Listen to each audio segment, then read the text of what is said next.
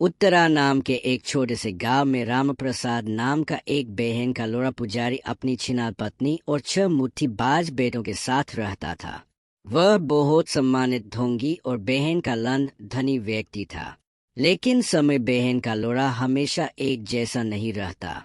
समय ने उसे चोट दिया। कुछ दुर्भाग्यपूर्ण घटनाओं के कारण उसकी आर्थिक स्थिति धीरे धीरे जुड़ने लगी।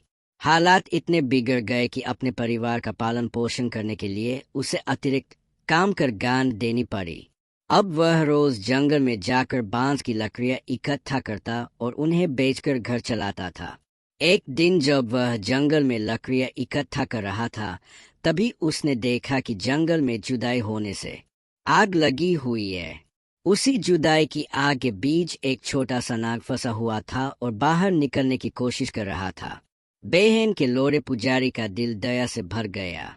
उसने बिना अपनी जान की परवाह किए उस नाग को जुदाई की आग से बाहर निकाल लिया।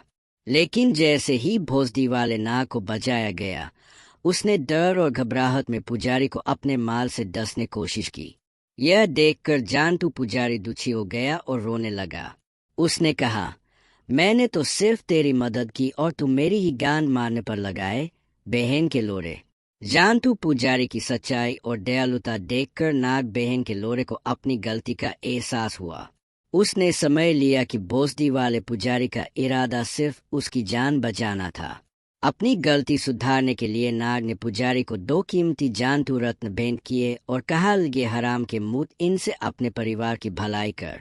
फिर वह जानतू पुजारी ने उन रत्नों की मदद से अपने परिवार की स्थिति सुधारी और उसकी याद के रूप में उसी स्थान पर नाग के सम्मान में एक जानतू सा मंदिर बनवाया।